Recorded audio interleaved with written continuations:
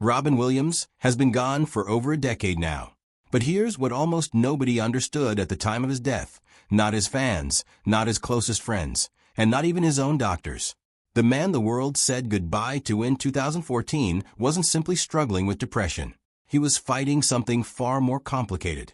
Something hiding inside his brain that no test could catch while he was alive. And it was only after he was gone that his family, and the rest of the world, finally got the answer.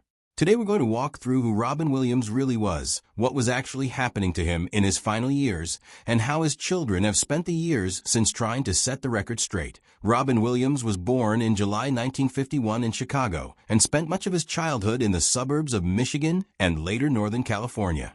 His father worked in the auto industry and traveled constantly, and his mother had a background that put a premium on charm and performance. By most accounts, young Robin spent a lot of time alone in big, quiet houses, and he filled that silence the only way he knew how, by inventing characters, voices, and entire imaginary scenes to keep himself company. People who knew him as a kid don't remember him as a troublemaker. They remember someone whose mind simply moved faster than the room around him. In the late 1970s, Williams landed a small guest spot playing an alien named Mork on the sitcom Happy Days. It was supposed to be a one-time joke of an episode. Instead, audiences reacted so strongly that the network spun the character off into his own show almost overnight. Mork and Mindy turned Williams into a household name within months, and it did so in an unusual way, by building the entire production around his improvisation instead of trying to control it. Writers would draft a script, and then watch Williams abandon most of it the second the cameras rolled. Eventually, the crew stopped fighting it and started leaving room for it. By the early 1980s, he had become one of the biggest names in stand-up comedy as well, known for sets where he would bounce between a dozen characters and accents in the span of a few minutes, blurring the line between what was planned and what was invented on the spot. It was electric to watch, but it also came from somewhere. People who were close to him in that era have said the same energy that made him brilliant on stage also made it hard for him to slow down anywhere else. Fame, loss, and the first struggles with addiction. The early 1980s brought success, but they also brought a wake-up call. In 1982, Williams' friend and fellow comedian John Belushi died of an overdose.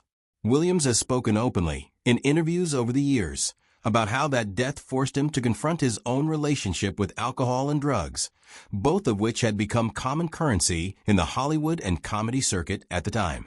Unlike some chapters of his life that only became clear after his death, this particular struggle was never hidden. He discussed it candidly once he became sober, describing it as something tied to the relentless pace of fame rather than a single rock-bottom moment. Even while dealing with that, the 1980s gave the world some of his most important film work. Good Morning, Vietnam in 1987 earned him his first Academy Award nomination and showed that his improvisational gift could work inside a real narrative structure, not just inside a sitcom. 2 years later, Dead Poets Society did something different. It asked him to dial the chaos down and lean into stillness, and audiences responded to that just as strongly. Underneath both performances, though, biographers have noted that his sobriety wasn't a straight line. There were periods of stability and periods of relapse, often tied to exhaustion and the sheer volume of work he was taking on. The 1990s, a career without a single lane. If the 1980s introduced Robin Williams to the world, the 1990s made it clear he had no intention of being defined by any one version of himself. In 1991, The Fisher King gave him a role built on restraint and emotional vulnerability rather than comedic explosion, and it earned him another major award nomination. A year later, he stepped into something completely different by voicing the genie in Disney's Aladdin. According to people who worked on that film, Williams recorded far more improvised dialogue than the script called for, reportedly well over a dozen hours of material.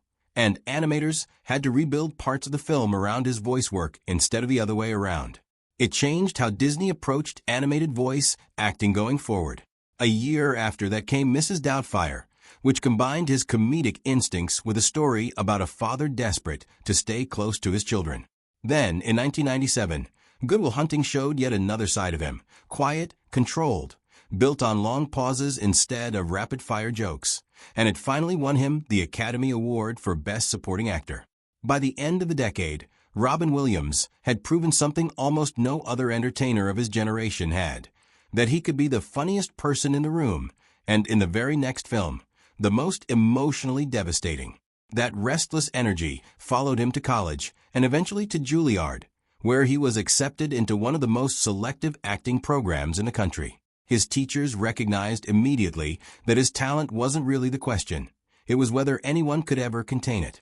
He had a habit of throwing away the script the moment a scene started, shifting voices and physical characters faster than his classmates could follow. It made him difficult to direct in a traditional sense, but it also made him impossible to ignore. Williams had 3 children. Zach, born in 1983 from his first marriage to Valerie Velarde, and Zelda and Cody, born in 1989 and 1991 from his second marriage to Marcia Garces. All 3 grew up watching their father move through life at a pace that didn't match a normal household. He was often away for long film shoots, promotional tours, or stand-up dates. And when he was home, those around him say his attention came in intense, concentrated bursts rather than a steady, daily presence. Pathologists found that Williams' brain contained an extensive, widespread buildup of abnormal proteins called Lewy bodies, deposits that interfere with communication between brain cells and can affect movement, thinking, mood, perception, and sleep, often all at once. Doctors who reviewed the case afterward described it as one of the more severe examples of diffuse Lewy body dementia they had encountered. Unlike Parkinson's disease, which mainly affects movement, or Alzheimer's, which mainly affects memory, Lewy body dementia can hit multiple systems simultaneously, which helps explain why his symptoms had seemed so scattered and hard to diagnose while he was alive. His widow, Susan Schneider Williams, later wrote about this in an essay published in the medical journal Neurology, describing the disease as something that had been quietly attacking her husband from every direction. Psychologically one day, physically the next, cognitively the day after that, while doctors treated each symptom individually without ever connecting them to a single underlying cause. She has said that, looking back, she believes Robin knew something was deeply wrong inside his own mind, even if neither of them had the right word for it yet. For Williams' children, the autopsy didn't just answer a medical question. It forced them to look back at years of memories and reinterpret them. Zach Williams has talked about how much of the family's understanding of his father's final years had to be rebuilt after the fact, once they finally had a name for what had been happening. Moments that once looked like stress or burnout or a return of old depression suddenly read very differently once Lewy body dementia was part of the picture. Zelda Williams has been especially vocal about resisting the simple version of her father's death, the idea that it can be reduced to depression alone. Her point isn't that depression wasn't part of what he experienced. It's that focusing only on depression erases a serious, physical brain disease that was reshaping his thoughts, his emotions, and his sense of reality at the same time, largely without his doctors realizing it. For Williams' children, the autopsy didn't just answer a medical question. It forced them to look back at years of memories and reinterpret them. Zach Williams has talked about how much of the family's understanding of his father's final years had to be rebuilt after the fact, once they finally had a name for what had been happening. Moments that once looked like stress or burnout or a return of old depression suddenly read very differently once Lewy body dementia was part of the picture. Zelda Williams has been especially vocal about resisting the simple version of her father's death, the idea that it can be reduced to depression alone. Her point isn't that depression wasn't part of what he experienced. It's that focusing only on depression erases a serious, physical brain disease that was reshaping his thoughts, his emotions, and his sense of reality at the same time, largely without his doctors realizing that in the years since his death, Robin Williams' case has become something larger than a personal tragedy. It's become a reference point in medical and public health conversations about Lewy body dementia. Before 2014, the condition was far less understood than Alzheimer's or Parkinson's, and it was, and still is, notoriously difficult to diagnose while a patient is alive because its symptoms overlap so heavily with other conditions. Susan Schneider-Williams has spent years since his death working with neurological organizations, sitting on advisory boards, and speaking publicly to help families recognize the warning signs earlier than her own family did. Zach Williams has built on that by advocating for mental health awareness and early intervention more broadly. Zelda Williams has continued to push back on oversimplified narratives about her father's death whenever they surface in the media. Together, without ever turning their father's story into something clinical or cold, his children have helped keep a complicated, human conversation alive about what it actually looks like when a brain disease hides behind symptoms everyone assumes they already understand. Robin Williams spent his career being underestimated in one direction. People thought he was just funny, when he was also one of the more disciplined, dramatic actors of his generation. In a strange and painful way, the end of his life flipped that same misunderstanding around. People assumed they understood what was happening to him, when the truth was hiding somewhere doctors hadn't yet learned to look. What his children have spent the years since trying to communicate isn't a scandal or a secret. It's something more useful than that, a reminder that the people we think we understand best can be fighting something invisible, and that real compassion sometimes means admitting we don't have the full picture yet. Robin Williams gave the world decades of laughter and a handful of performances that still hold up against anything in American film. What his family has given it since is something quieter, but just as important. The truth, even when it complicated the story everyone thought they already knew. In August 2014, Robin Williams died by suicide at his home in California. He was 63 years old. In the days that followed, the public conversation settled quickly into a familiar shape. A beloved entertainer, privately battling depression, had also recently learned he had Parkinson's disease. Tributes poured in from people who had worked with him across 5 decades, and for a moment, it seemed like the story, however heartbreaking. Zach Williams has spoken about this publicly in the years since his father's death, describing him as deeply loving, but not always consistently available. Someone whose emotional engagement showed up in waves tied to his work schedule rather than a predictable routine. Zelda Williams has taken a slightly different approach in how she talks about her father in public, often pushing back against attempts to flatten him into either comedic genius or tragic figure.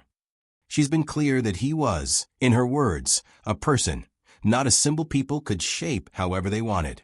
Cody, the youngest, has stayed mostly out of the public eye, but the same theme shows up in family recollections about him too. A father who was warm and present when he was there, and frequently gone because of the demands of the career that made him famous in the first place. The final years. By 2009, Williams had already lived several lifetimes inside one career. But that year brought a serious health scare that had nothing to do with his mental state. Open heart surgery to repair a heart valve. He recovered and went back to work, but those who worked with him afterward began noticing small changes that were hard to pin down. Occasional tremors, trouble sleeping, moments of anxiety that seemed disproportionate to whatever was happening around him. Flashes of forgetfulness from a man who had built an entire career on instant recall. None of these symptoms arrived as one clear diagnosis. For a while, doctors believed they were looking at early Parkinson's disease, and in the months before his death, that's exactly what Williams was told he had. It seemed to explain some of what was happening, the tremor, the changes in his movement. But it didn't explain everything. The anxiety was more severe than typical. The cognitive symptoms were sharper and stranger. His wife at the time, Susan Schneider-Williams, has since described watching him struggle with fear and paranoia that didn't match anything she recognized as ordinary stress. Even after decades of marriage to someone used to public pressure, it didn't take long for that explanation to start feeling incomplete. Williams' family and doctors knew the picture they had didn't fully line up with what he had been experiencing in his final year. Then the autopsy results came back, and they told a very different story than anyone expected.